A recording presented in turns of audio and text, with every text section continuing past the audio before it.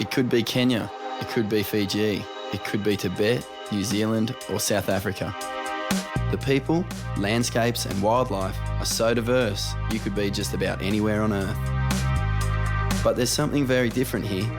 It hits you as soon as you step off the plane. You know you're somewhere special and exotic. The ancient temples, the sweet scent of spices, the old world charms and the warm tropical air tell you you're on the teardrop island of Sri Lanka. The one thing that can really stop you in your tracks in Sri Lanka is how profoundly and how quickly the landscape and wildlife changes over a relatively short distance. 1 minute you're in hot, bustling village streets. The next you're in a cool mountain region surrounded by endless tea fields.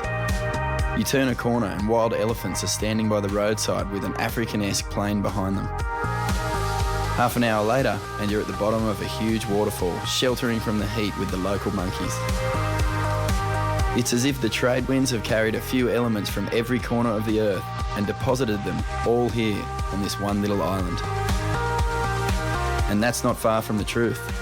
Sri Lanka's prominent position along the ancient spice routes between Europe, Africa and Asia means travellers have been stopping here and leaving a little something behind for thousands of years. Marco Polo, probably the world's most famous traveller, called it his favourite island in the world. I don't think I've ever been anywhere I could compare this to. I don't think, Sri Lanka for me has been standing on its own. This is definitely in its own little pocket for sure. Nice people, you can't go wrong. Sri Lanka's culture seems so colorful, as well as their people. I mean, I think their happiness and their lifestyle comes out in how they dress, and it shows with the colors they wear and the colors of this country. Travelling around the country is amazingly affordable. Basics like food, accommodation and transport are a fraction of what they cost back home. But the food isn't just cheap, it's amazing. Everything is so fresh. It's rare to eat processed foods here. Words like handmade and home cooked are not just advertising slogans in Sri Lanka. They are the genuine way to describe meals. If it's not spicy, it's not Sri Lankan. Even breakfast regularly includes a hot curry. You can't get curry like this in California. Culture in Sri Lanka seems to be everywhere you look. Temples, roadside shrines, street festivals, dances and major religious ceremonies. It's a full calendar in a country with a culture dating back to the birth of history. It's a place that seems to have just a little bit of just about everything. For the travelling surfer, Sri Lanka offers an experience like no other. Sri Lanka's west, south and east coast take the full brunt of the Indian Ocean swells all year round. The prevailing winds swing around from season to season, so somewhere on the island is bound to have great conditions on any given day. Sri Lanka's best wave is Aragon Bay, situated in the southeastern coast, about 300 kilometres away from Colombo. It's a long, windy drive across the country. 8 hours in a car, crossing the breadth of the country, might sound daunting, but the trip is well worth it. It gives you a taste of just how much there is to see in the heart of the country. If you fancy the express route, Sri Lankan Airlines now have an air taxi service direct from the capital Colombo to Aragon Bay. It's about an hour and a half of some of the most spectacular views you're ever likely to see. Aragon Bay boasts sandy beaches and turquoise waters, making it a welcome getaway all year round. This quaint fishing village extraordinarily manages to retain its rustic charm, despite the recent influx of holidaymakers and surfers. From May to September, this wave-rich coast really comes into its own as a world-class surfing destination, with plenty of lonely point breaks along with the better-known spots. In 2011, Aragon Bay is once again the location for the Sri Lankan Airlines Pro, welcoming world-class surfers from across the globe. This year sees a men's World Longboarding Championship and a women's 6-star World Tour event. Coming up next, we check out the wildlife around Aragon Bay.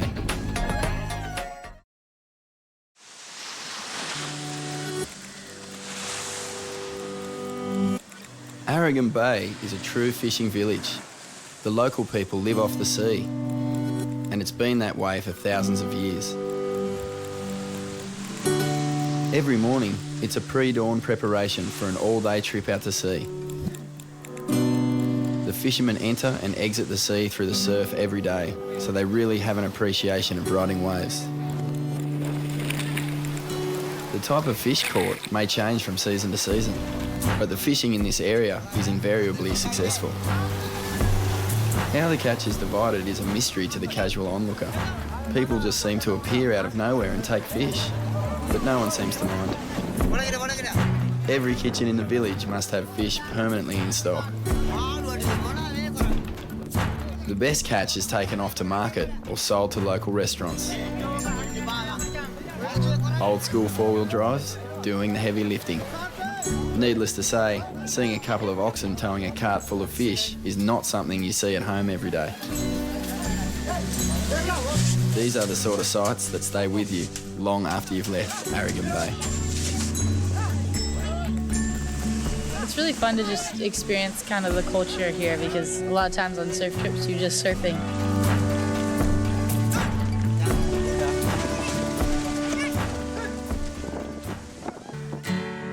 In the last few years, tourism has really taken off in the region.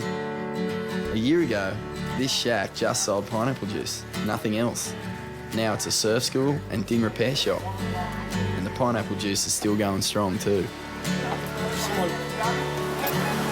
It's great to see even local people coming to Aragon Bay to experience what the sea and surf has to offer. Krishna is a member of the local board riders club. They're flat out keeping up with demand for surf lessons.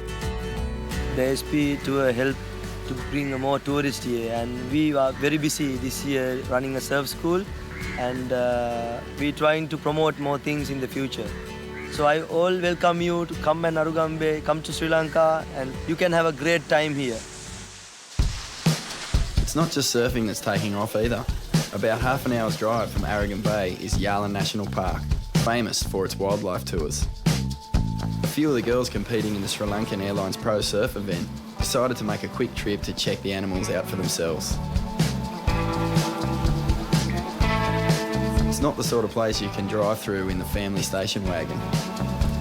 Special jeeps are required, and an animal tracker comes along as a guide. This is not a zoo. All the animals are wild and not particularly amused by having cars full of tourists interrupting their lunch. They saw plenty of animals and birds, but the one that impressed everyone the most was the elephants. There really is something amazing about seeing an animal this big in the wild. They somehow seem even larger when they're just doing their own thing and not in a zoo enclosure. The elephant is massive, and there's two, and it's our first elephant sighting, and we're ecstatic. And they're huge, not like any animal back in America, let me tell you. Some of the other animals you can expect to see are leopards, bears, deer, crocodiles, monkeys, jackals, and water buffalo. There's also literally millions of birds and reptiles. It's just awesome to see all the animals here, and just to see wildlife is always a pleasure. So yeah, it's a great place to come for sure. It's things like this, the things out of the water, that really make Sri Lanka more than just a great place to surf. Yeah, it's been awesome seeing like all these crazy animals. I mean, you usually see them on like Discovery Channel. Like every time I see an animal, I'm like, oh my God, look at that, look at that. With the wildlife safari checked off their to-do list, it's now time for the girls to prepare for the final rounds of the Sri Lankan Airlines Pro. After a week of great smaller surf for the opening rounds of the Sri Lankan Airlines Pro, the last days of the women's event saw a clean, new 4-foot swell. Quarterfinal 1 saw petite 16-year-old New Zealander Sarah Mason up against ASP Women's World Tour veteran Jessie Miley Dyer, a true battle of youth versus experience. It's pretty funny, like, I remember being one of the younger girls on tour, and now we're all the veterans. Young Mason put herself onto the best waves and blasted her way to the semi-finals. To get through that heat was really good, and I try not to think about like the age difference and who I'm up against. Quarterfinal 2 was the clash of the in-form surfers of the event. Californian standout Lakey Peterson versus the stylish Malia Manuel from Hawaii. This heat could have been the final at any other six-star event. Both girls with multiple high-scoring waves. And a nice strong cutback. This is a good-looking wave for the American. Whack! In the dying minutes, Malia snared a great wave. The beach held their breath and waited for the scores. Luckily, we had a few sets in. I just tried to stay in rhythm, but it was tough. But it wasn't enough to win the heat.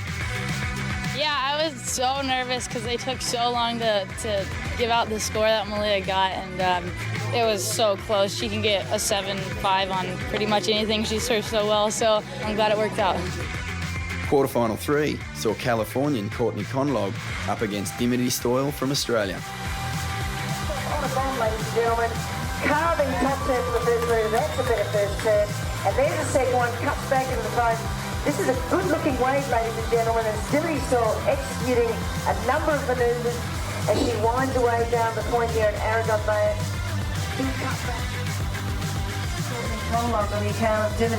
It was a real close one, but in the end, Courtney slams the door shut with this long, smooth, high-scoring ride. Really relaxed style there on this wave. She's just working her way down the point, executing the manoeuvres, little cutback. Yeah, really looking for these next rounds and trying to see if I could take my surfing at next level. French competitor Paulina Du took to the water for the last quarterfinal against South African Sarah Baum. Sarah Baum on the backhand from Durban, South Africa. Big turn to Pauline's low stance style and superior wave selection never gave Sarah a look in. And then here's a big crack there and another tap there. She comes swinging around for the cutback. Semi-final 1 saw two 16-year-old young guns, Lakey Peterson and Sarah Mason, both surfing exceptionally. Young goofy footer from originally New Zealand. Now down the line she goes. Sarah led through most of the heat with a strong backhand attack, but Lakey pounced back, getting a solid ride all the way down the point. Swooping roundhouse cutback there to get herself back into the pocket of the wave, and there's another cutback. The wave is standing up for her on the inside. She floats Her over last the few section. blasting turns, getting her through to the final. Your first finalist for the 2011 Sri Lankan Air Lunch Pro, Lakey Peterson. Congratulations.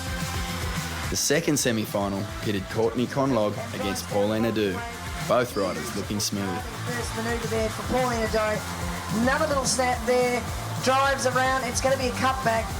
On rail surfing for our French competitor, and another carving turn as she Pauline negotiates looked like the away. heat was hers after a couple of solid scores. There. And here's another one. But in the dying seconds, Courtney paddled into the wave of the day, smoothly tearing it up all the way to the beach.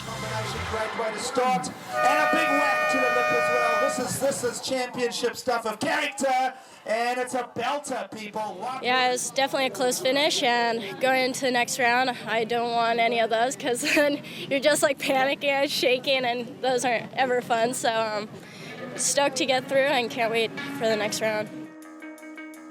The women's semi-finals rounded out a nail-biting day of competition. The next morning, the All-American final hit the water, with Lakey Peterson and Courtney Conlog, both from California, having impressed the judges in their semi-final battles. And here we go, Lakey Peterson not holding priority, decides snap it. An early morning cross-shore wind put a bump through the waves and made conditions a little tricky. Lakey linked together some big carving turns, but Courtney's lip attack was racking up some better scores. This ball is standing up, and she does get vertical on that whitewater. Waiting for a pocket now to form. That wave has just checked a little bit wide on the reef. Now it's starting to draw again, and she gets the second hammering. Home in section, carves it in the top there, and another carving cutback. The 16-year-old. Lakey kept coming at her, but Courtney held her nerve. Her more vertical approach winning the day. Aragon Bay is amazing. I love it here. It's a right-hand point break, a little tricky, I think. Some of the sections get a little soft and then it all of a sudden throws out, so you gotta really be on your toes, which I love when a wave does that because you learn a lot about your surfing.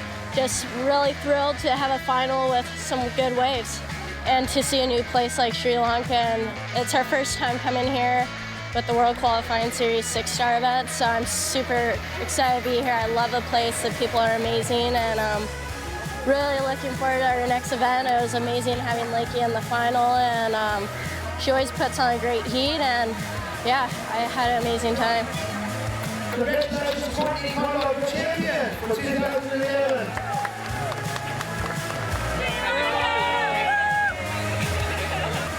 After the break, the men's longboard finals hit the water. The finals day of the Sri Lankan Airlines Pro men's longboarding was run in great conditions, with clean waves lining up beautifully down the point. A religious holiday ensured plenty of locals on the beach, and competitors were stoked to have some good waves for the business end of the event. In quarterfinal 1, American rider Kai Sellers set up camp on the nose and looked to have the heat well in hand.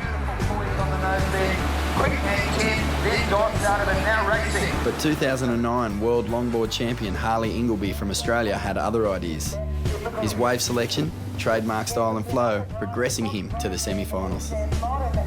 Yeah, I'm so stoked to finally come to Sri Lanka. I spoke to a bunch of mates that are on the QS and done the QS here, and they said it's a really good wave and it would be good for a longboard. So yeah, it's really fun. Frame of Justin Bing from Cape Town, South Africa, gets to the nose, hang 5 time, yes. In quarterfinal 2, Justin Bing from South Africa ran into the seemingly unstoppable reigning world longboarding champ, Dwayne DeSoto from Hawaii. Being the defending world champ, there's a lot of pressure coming into this. You expected to win again, and I hope to. I work really hard to be here, and I'm really excited to be here in Sri Lanka. So it's a new country I haven't been to, so it's just a pleasure, a bonus to come to somewhere special like this. These guys really make surfing look too easy. Frenchman Antoine Del Perro got some nice clean waves in quarterfinal 3, unfortunately falling on the critical part of the wave and leaving the door open for Brazilian Rodrigo Safir to take out the heat.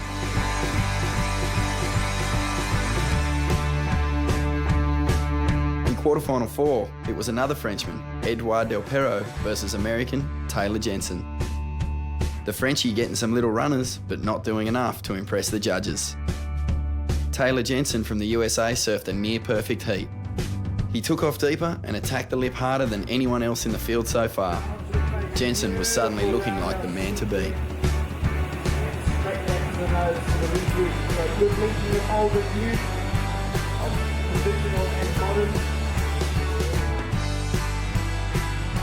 The surf just kept on getting better and cleaner as the day went on. In the first semi-final, Australian Harley Ingleby surfed hard, attacking the lip with every turn.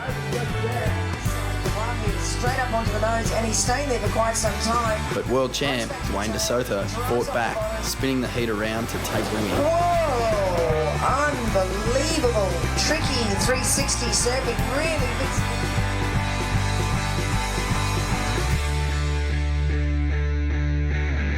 Semi 2 saw Brazilian Rodrigo Safir tearing the waves to pieces with a powerful backhand attack. Big backhand hit to start. Now he'll get vertical again. Very vertical. Rodrigo pushed a little too hard and fell on what would have been his high-scoring wave. The mistake proved costly as American Taylor Jensen calmly took the heat with long, classy turns. Taylor Jensen, and he gets great projection on that fire wire of his as he snaps through the section, walks to the nose with absolute casual hang 10, hang 5, back down the walk he goes, and sweeping cutback. The final day of the longboarding at the Sri Lankan Airlines Pro had contest director Dane Jordan grinning from ear to ear. Great surfing, postcard weather, and the swell lining up perfectly down the point. In the final, Dwayne DeSoto's first wave looked like a gem until it closed out across the inside reef. Taylor Jensen answered with style. Taylor Jensen, the American, hang 5, hang 10 beautifully. Now he's out on the face, extending the bottom turn. Big sweeping turn from the American in blue. Now this is his best wave thus far, and he has got more work to do for you on the inside. Cut back. Now that lip is begging. But Dwayne showed why he is the reigning world champ with smooth, powerful, vertical surfing. Sri Lanka is lovely, man. It's amazing. The backdrop with all the local people smiling at you and just excited to see newcomers, and the vibe is It's awesome. It's a great vibe here. Ladies and gentlemen, your champion of the Sri Lankan Airlines Pro longboard event, the world champion, Mr. Dwayne DeSoto from Hawaii.